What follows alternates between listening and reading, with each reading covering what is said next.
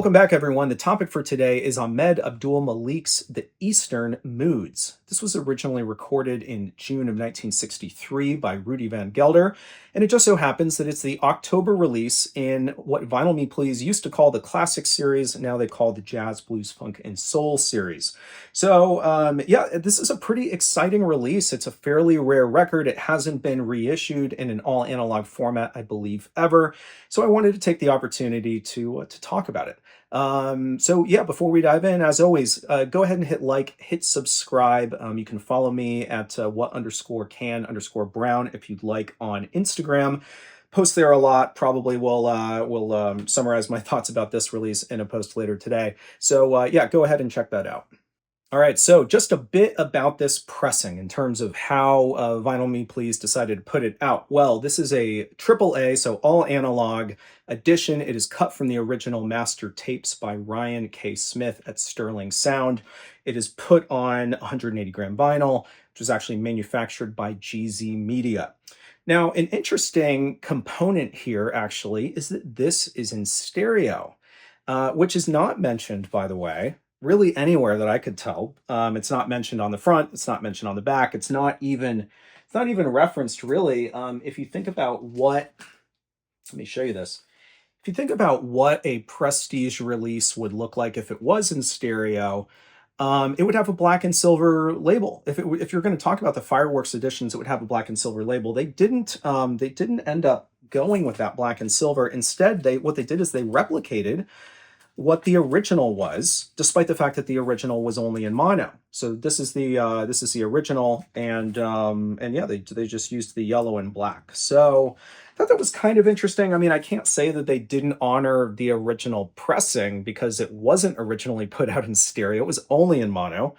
But I don't know if you can follow me. If there was an original, it would have been on black and gray, black and silver, and they didn't, I guess, go with that for this release. But it is what it is, and the more important or the more interesting thing here is simply that it was done in stereo, because again, you just don't have the ability to hear otherwise an all analog edition in stereo. So as far as the choice to release this particular title, it's kind of funny because sometimes I feel like VMP members sort of talk past each other in terms of what it is that they're looking for. Maybe it's no surprise that there's no consensus, but some people will say, why doesn't VMP focus on titles you can't otherwise get, right? Like, don't give me another reissue of the same thing. Focus on the stuff that no one else is going to touch, no one else is going to reissue. And then others say, focus on recognizable titles that every subscriber is going to want. And I think that this is an example of an album that is probably going to be less recognizable to some, but it is in high demand in terms of I think collectors and certainly fans of Ahmed Abdul-Malik, because again, it hasn't had an all analog reissue ever, and original copies of this are actually quite hard to come by. So Discogs would suggest that some of the most expensive copies of this have gone for over $700. I was fortunate to get my copy. Actually highlighted this in, I think, like a year-end recap last year because I got it for like $14 on eBay, and it is in great shape. So I was excited to get it, but at the same time, and I'll get into this in actually just a second, but this was pressed on recycled vinyl.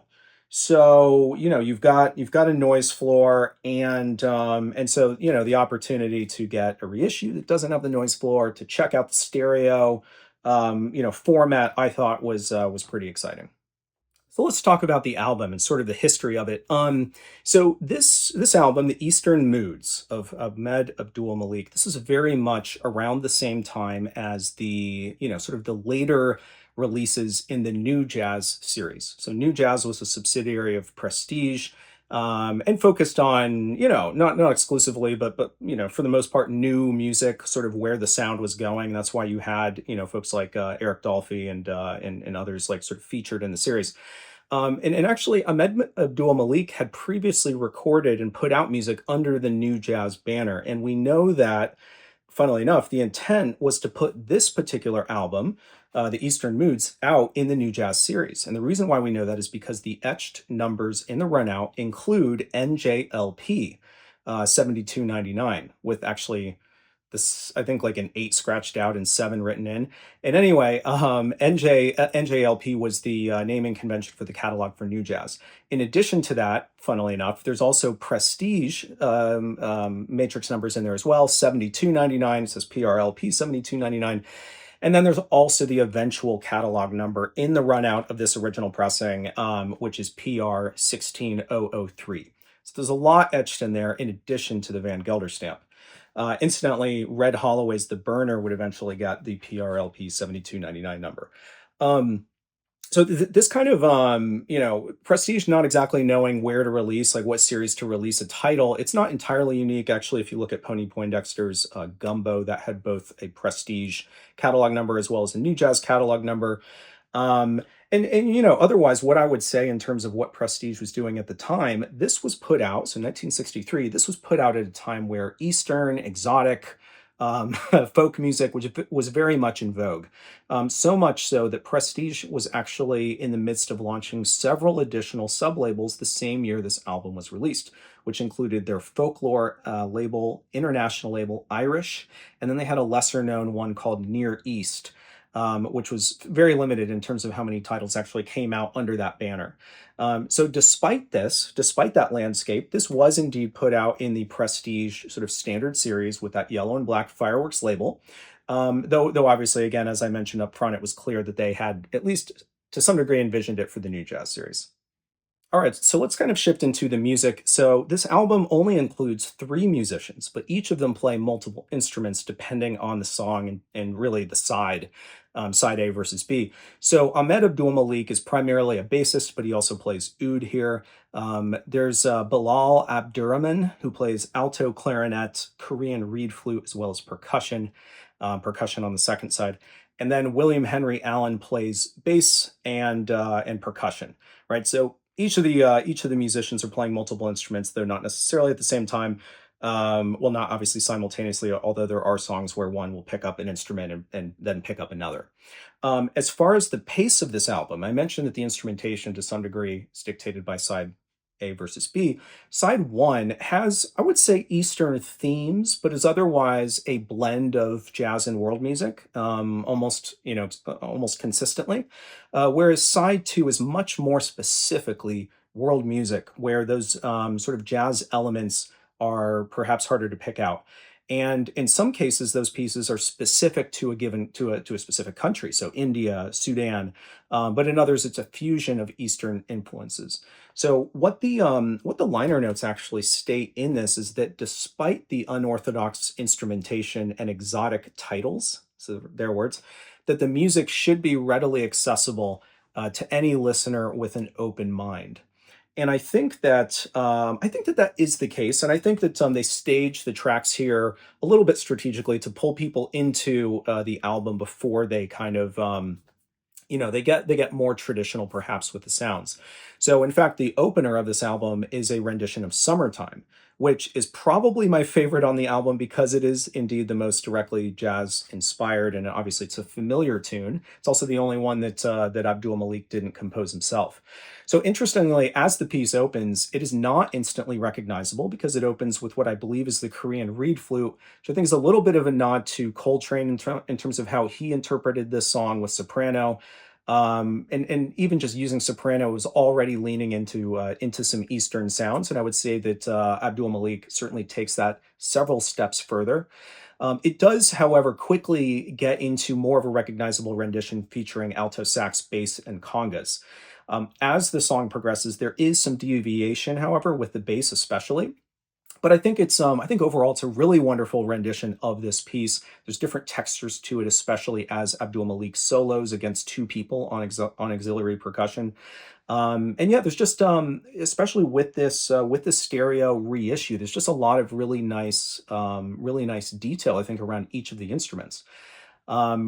So yeah, I think overall, the opener is certainly one of my favorites, but it also admittedly is probably the most accessible piece on the album. All right, so as I mentioned, the other pieces on the album are Abdul Malik originals. And I would say that they sort of alternate in tone and mood, or sort of gravitate more almost to, again, to sort of fully Eastern sounding in terms of instrumentation and structure and just overall sound of these pieces. And again, the second side is very much sort of world music. And on this side, Abdul Malik plays oud, like I referenced before. So that certainly adds a lot of that, sort of character to the pieces as well. I will say, however, that the final piece has Abdul Malik playing the oud a little bit more like a guitar in terms of more traditional strumming, and it's a piece that happens to be dedicated to the people of Sudan. The liner notes certainly explain it, though, in terms of some of those influences. So it's not specifically a Sudanese, meant to be a Sudanese piece, but it is sort of a blend of different traditions of music. Um, so, I think that, my kind of high level assessment here, right, is that yes, that first piece is more jazz forward, but it quickly gets into more of a world music sound, and by the end of it, you're not really going to recognize as many of those, um, sort of hallmarks of what we would call more traditional jazz. But I do think that the album does a good job of pulling you into it, and it is a very moody album that I think that yeah, I think it works really well. I think it's one of those albums probably that you'll want to somewhat, to some degree, pay attention to, because there is a lot of nuance. It's not a particularly dense album because you don't have piano, and you don't have sort of traditional chord progressions in places. It is a lot more sort of rhythm based. And so yeah, I just think I think this is one of those albums that certainly will appeal to anybody who has interest in Eastern music or world music. And I think that it's a little bit of a challenge, but is still very interesting for somebody interested in jazz. So, as far as a comparison to this original, first of all, and I mentioned this, mine was pressed on recycled vinyl, which is, as far as I can tell, very typical of this title. And in fact, it may very well be that the only copies of this in its original form were pressed on recycled vinyl. So what you get is actually a fairly significant noise floor that is audible throughout the entire recording. Now, I would say that the music still does sound great, and I honestly do really enjoy the album in mono. I would also say that mono format gives it maybe a little bit more of a vintage sound, but also it makes it feel to me like it's a little bit warmer in sound as well. And I think it may be just because it feels like the instruments are denser rather than having that stereo separation with as much space as the stereo format would allow. And so in effect, there's almost a sense that the musicians are even just a little bit closer to you as the listener. Some people have said that like a mono cartridge can make recycled pressings sound better, like minimizing the impact of the noise floor. That was not my experience with this particular record, because I do have a mono cartridge, although not a 1 mil stylus. But yeah, like I said, I didn't exactly have that experience. So I think that the original does have merits. But if I'm correct in saying that indeed every single version of this is on recycled vinyl, then I mean it's hard to to say like why you wouldn't want to have this, I suppose, in this stereo format that Vinyl Me Please is putting out. And it is kind of interesting they only put this out in mono, because as you can see from the cover construction here on the back, you'll see that they did allow for the ability for this image to essentially be adjusted down so that the stereo badge would appear right here at the top, which was common to the construction of a lot of these albums. They just never ended up actually putting this out in stereo.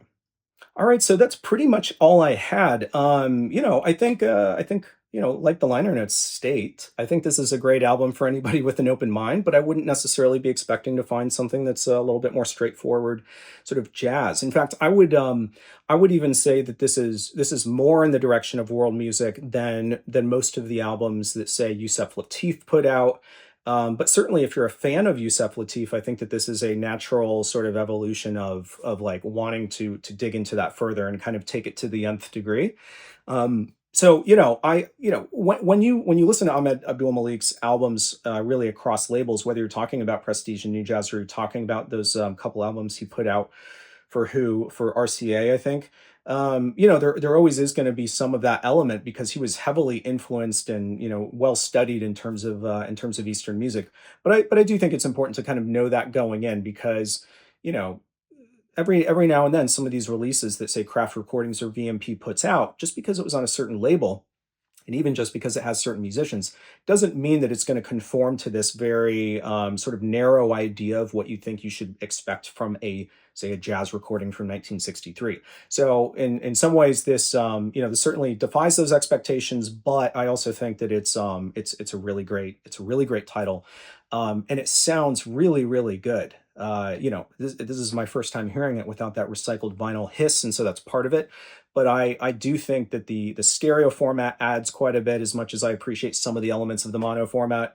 And yeah, I don't really have any complaints about this. They did a great job. There's no extraneous noise or anything like that. And so I think it was a very well done release by Vinyl Me Please. And to some degree, I think it was a brave release as well, because he is not Ahmed Abdul-Malik is not the most recognizable musician. This is more in the world music space. But I think it is going to bring a lot of people in simply because of that prestige cred, right? And I think that's a good thing because I think it's good to sort of expand your horizons in this space and experience some of this music. And realistically, this edition is one of the only ways you can do it, unless you want to fork over the money to get one of these original recycled vinyl mono editions. So yeah, so that's it for today. Thanks everyone for sticking with me, and I'll see you next time.